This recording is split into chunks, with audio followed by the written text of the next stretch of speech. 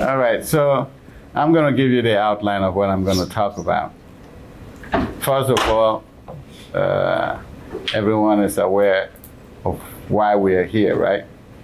We're here to motivate you to go to grad school. But the way I like to start my conversation with you is that I want you to have a passion for what you're doing. And this is a learning process. And whatever you get out of this should guide your decision. So if your passion is to go to grad school, then everything we're going to tell you is something you're going to navigate, make the most of it. If your idea of getting out of school is to go to industry and then use that to motivate you to go to grad school, what we're about to tell you will also guide that process. Okay? So the whole idea here is for you to make sure you understand what you're going to be doing. And my whole talk is going to more or less give you ideas of how you want to go about entertaining graduate school. Okay? It's not all about your ability to study. It's about your personality and on the personality of the professors that you're going to encounter. So I'm going to try to make sure you see how well you can choose an institution that fits your personality and your objectives of life, okay? Okay, so we do introduction. I'll give you my learning objectives, the outcomes, and then the presentation for you to look at the conclusion. Sometimes I would give you a blank sheet for conclusion, but I'm not going to do that because you're still going through the process. A blank sheet usually captures your attention. What is next? It's all your imagination, right? See there? But I'm not going to do that today. So what are we talking about now? You want to understand yourself first. That is key. Okay? Understand who you are, what your strengths are, what your weaknesses are, and then table before you what you want to achieve. You know, table before you what you want to achieve. When I give exams to my students, for example, the first thing I tell them is, I'm going to kill you. You know? What is he saying?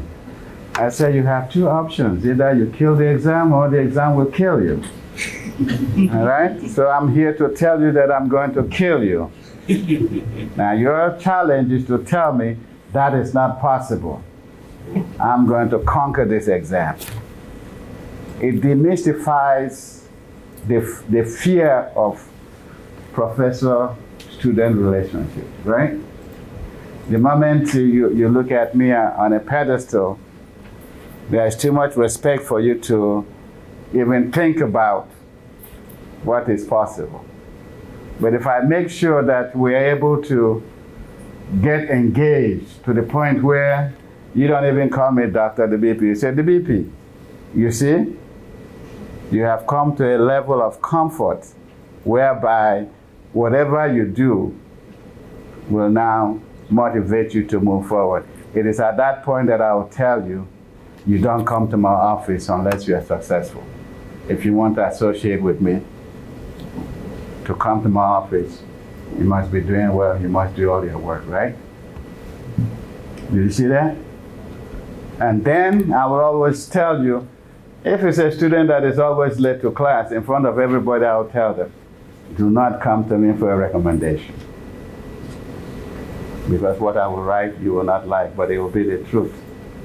My reputation is also on the line. If you are one that is going to be lazy at work, and they find you to do such a thing, how do you think they're going to ask me for a recommendation again? If I write something so rosy about you. Case in point, I had a student who every midterm Very brilliant. By midterm, he may be making A's and B's. The rest of the semester, he doesn't show up. First semester, I failed. Second semester, I failed him. Third semester, I had to investigate. There must be a reason why this is happening. Come to find out, he was the breadwinner for the family. He was taking care of his family. And at that point in time, the first two failures become a burden to my soul. If I had found that before, then I would have done some arrangement with him on how to finish his class. So what did I do? He wanted to go for some type of interview. The semester he was in my class, I gave him an assignment. I said, okay, here is a lab. I'm not going to pay you for it. I want you to go and do the solar experiments and come back and tell me what you've learned from that. I was seeking motivation. At the end of that, when he applied for work for the summer, I didn't say hire him, don't hire him. You see? But I had a nugget because I know he has the motivation. Here is what I assigned to the student without paying him, and this is what he achieved. If that is what you're looking for in someone for your project, this will be the right guy. Now he's a professional engineer. He works for the city. Think about how those things had helped shape his life. Okay? First and foremost, when you're looking for a graduate school, I want you to pay attention to the school research things. I never answer questions unless the student has answered it to the point where they are not able to do it. If you tell me you don't understand the problem, it will be two things. Either it's the English or the parameters of the problem. I start with the English.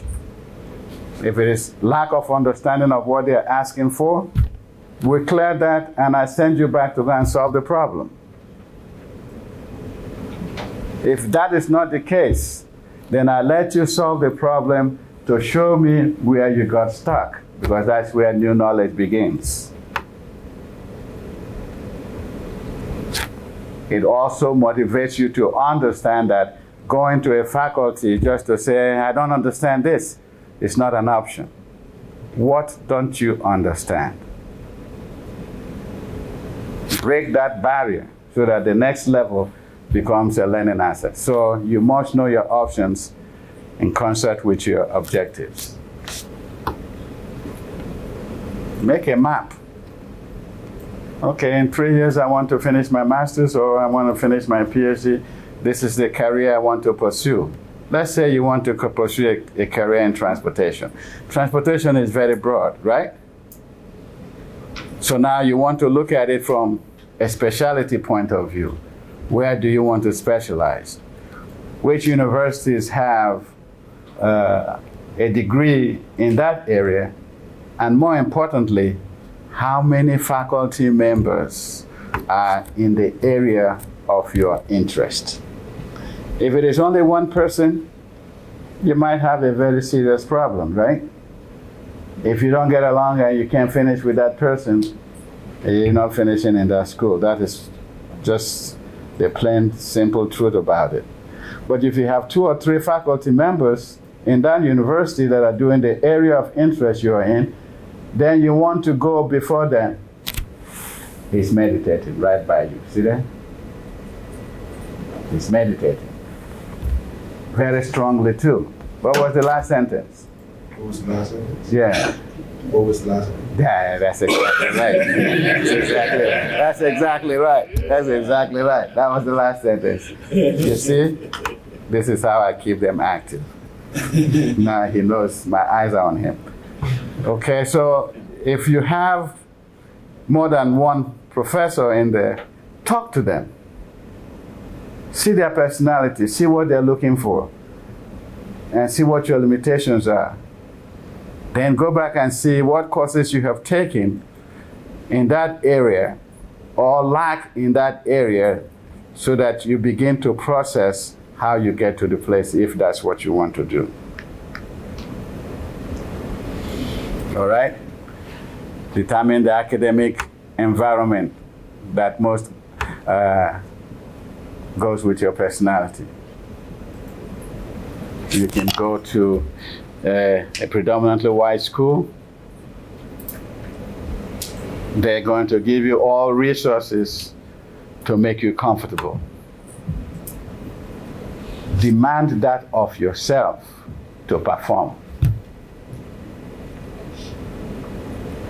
I've had students from, while I was at Southern University, graduate and go to MIT, Stanford and graduate. I have people from UMES graduate, go to same schools and succeed, because they were what? Motivated, they did their research, and they know what it is that they're looking for. Who do you think will believe in you more than yourself? No one. Right? And if you don't believe in yourself, why should anyone else do? Where do you think your confidence begins from? Your self-belief. Right? I can do this. And the rest of it is going through the process of achieving that goal. So if you look at yourself as someone who has to blame everyone in the world for your failures, then grad school is not for you. The first person you want to blame for anything is yourself. That is called self-reflection.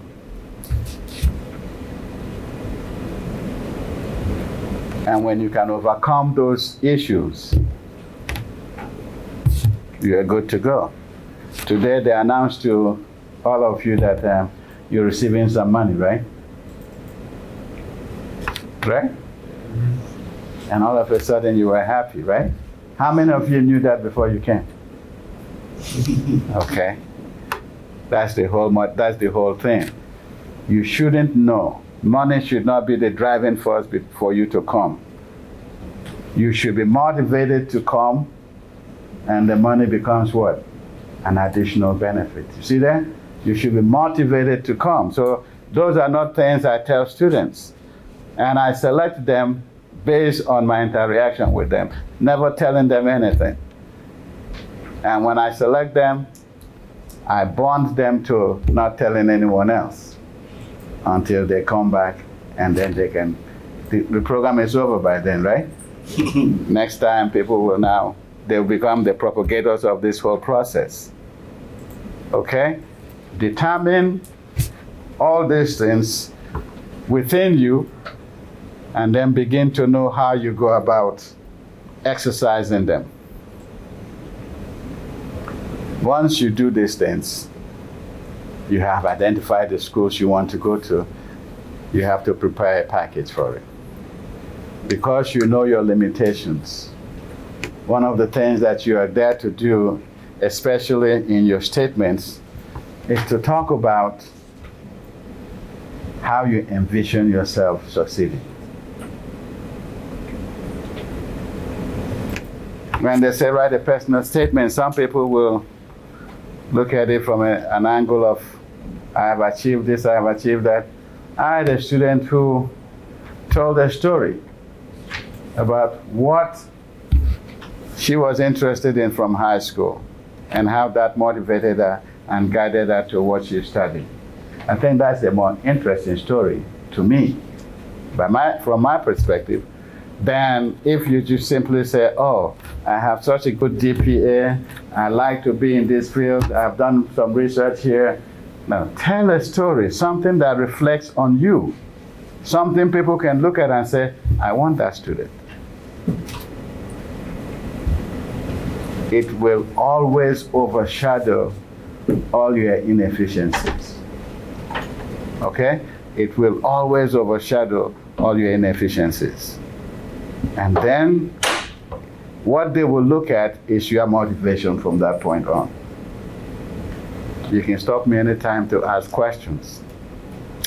The GRE scores are no longer, as I would say, as important as they used to be.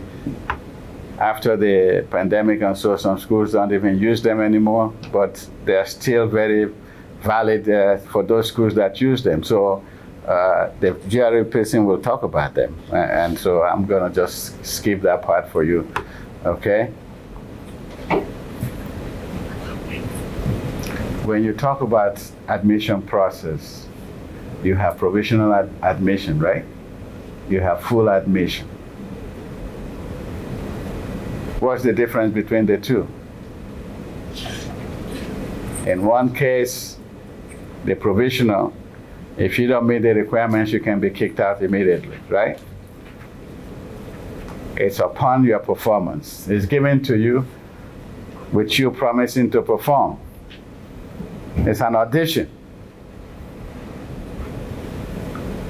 There are things in your life, like the student I told you about, that may make you grades to be low, but are not a true representation of who you are or what your abilities are.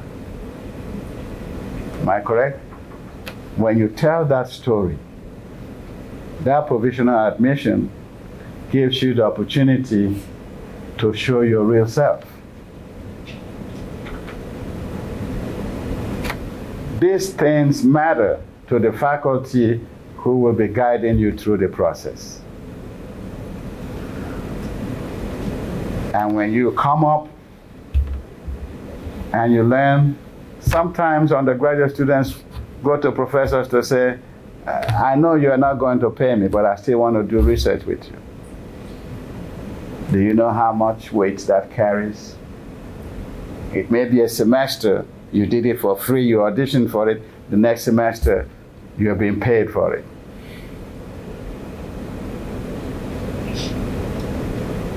But if your motivation is always, what is the pay? What is the pay? How am I going to do this?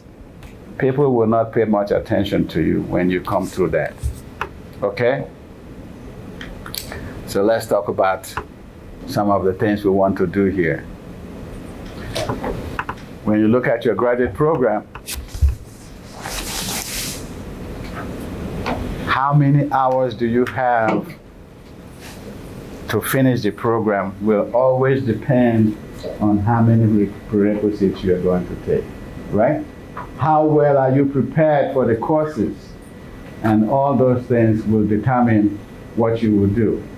What institution you align yourself with will either minimize or increase the number of those conditions that you're about to apply to. In these days, you have MOOC on the line. For those schools that have online programs, just check what sometimes they're free. You can look at them, and sometimes they're experimental to see what is it that they're conveying. Go through them and see what your knowledge base is. And begin to assess yourself honestly, because that is what determines your success. Okay?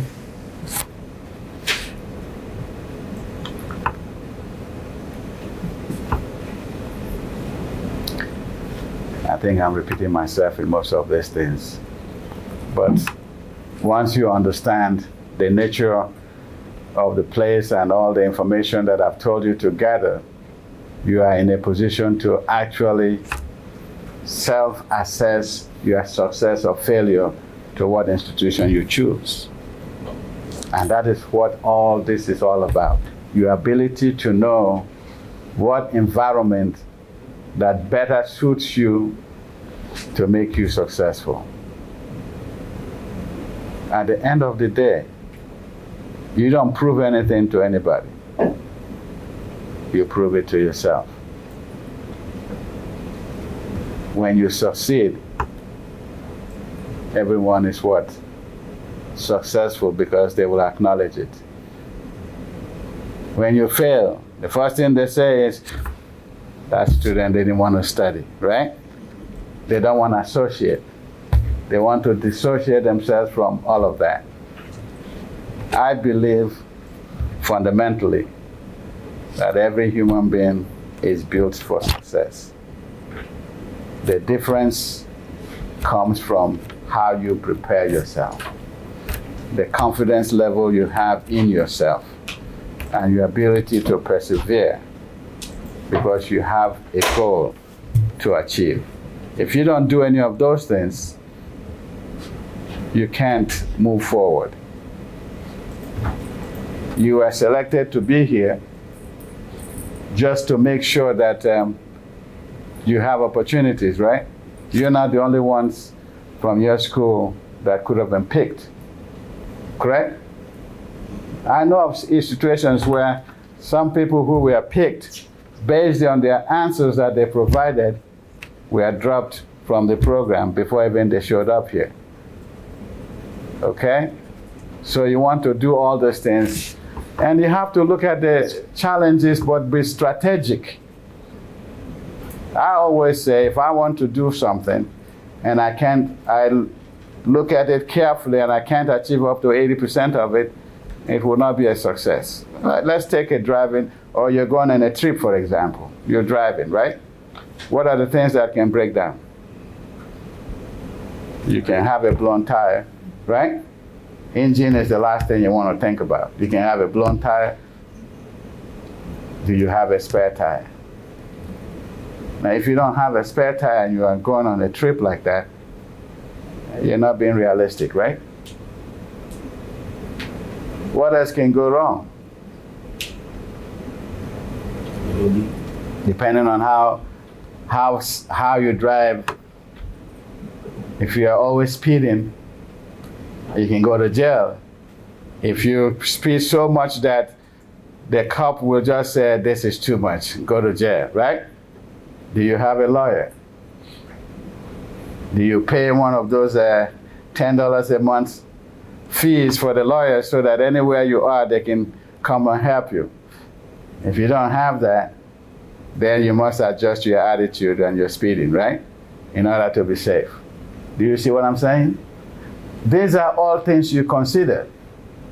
Do you have enough money to buy fuel? Or are you sharing with someone? What if they don't want to share? And you're already on the road, what happens? Think through the process. And by doing this, you establish the conditions upon which your success depends.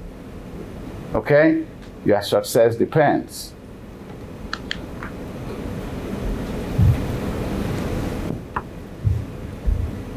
Once all of this is done, I always said, knowledge is the greatest gift everybody has. Knowledge is the greatest gift everybody has. What's the corollary to that? Lack of investing in knowledge makes you the most vulnerable person on earth. Lack of investing in knowledge. If I want to fix my car and something breaks down, the first thing I do is do a research on it. What are the causes of this breakdown? How much does it cost naturally for this to be fixed? How many hours does it take? So if I go to a mechanic and then he starts telling me bull, I'll tell him, let me go with my car. Because I've done that, I know what I need. And if it's within the ballpark of what needs to be done, I have a better understanding as to say, okay, go ahead and do this. Because I have done the research and what he's giving me is reasonable. But if I didn't do any of that and I just say, okay, my car is broke, fix it. Do I have a basis for rejecting whatever price they give me? This is what knowledge does for you. That's where you get vulnerable if you don't do any of those things, okay? So exactly the same thing. Schools that accept GRE, you want to look at them and see. Those that don't accept GRE or don't worry about GRE and that's not their strong suit, you go to those schools. But understand what they will base their admission on, right? You must do something with your personal statement. It would have something to do with your recommendation letters, right? And so you have to make the case. Sometimes they will have personal interviews, not because they don't believe what you submitted, because they want to engage the person and see whether the person is for their institution or not. Making sense? Those are the different modalities you go through. So you look at all those things. You want to understand how to deal with your professor. When I was doing my PhD, I did my PhD under the same professor I did my master's on for one simple reason. I like the challenge and the dialogue we had. It was not a professor-student relationship. If I disagree with him, I can honestly and openly tell him my disagreement. You have to be able to see that, because professors by nature don't like that type of interaction. You know, some will hold you for 5 years just because of that type of reaction. But I was interested, and one time when I sent him my proposal, he said, I'm ashamed of this proposal. I said, oh, I value your opinion, that's nice. But if you cannot tell me what you're ashamed of, you failed on your job. You wouldn't see that coming from a student, right? You would be saying, oh, what is it that this man is talking about? No, I told him, if you cannot tell me what you're ashamed of, you failed on your job. So the task was on him to explain to me what he didn't like, right? So that I can correct it, right? Don't just tell me, hey, you're not good. Okay, that's fine. I know I'm good. I believe I'm good. I'm confident I'm good. So I will challenge you. It ended up well. We all still talk till today. And so to tell you how that relationship is, his name is my password. Yeah, I always remember. I always have to remember our relationship. You see what I'm saying?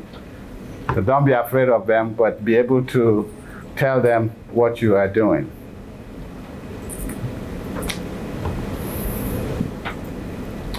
Yeah, now these are areas where, again, like the example of driving, I'm beginning to tell you to begin to look at your finances, right? You want to grad school, right? Grad school is what? Free. Free. The path you want to choose determines how free it is, right? If you want to work and go to grad school, work with a company that will pay. 5 more minutes? I've just started. Okay. Don't we have a break after this? Yes. Okay, 5 minutes, okay. Financial component is very important. If you're married, you have responsibilities. How do you navigate that? If the company you're working for is going to sponsor your payment, it will also further your graduation time, because they pay maybe 6 hours per semester, right?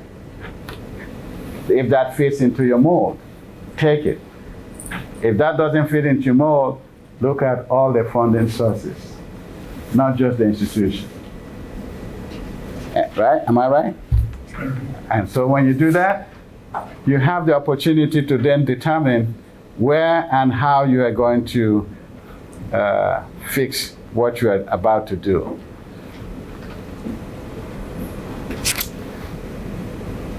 I think this one is very simple. Ensure that it advances your career, right? You already have those objectives and you know where you're heading. These are not, like they said, the ticks, right? They are convoluted with your priorities for life and your belief in yourself. Okay, I'm going to skip this. We've talked about that. Look within yourself and all that. Analyze your strengths and weaknesses, and that will determine where you're going. I've talked about all these things, but since we have 5 minutes, let me see if I can go to a summary of what I want you to see. Let me see.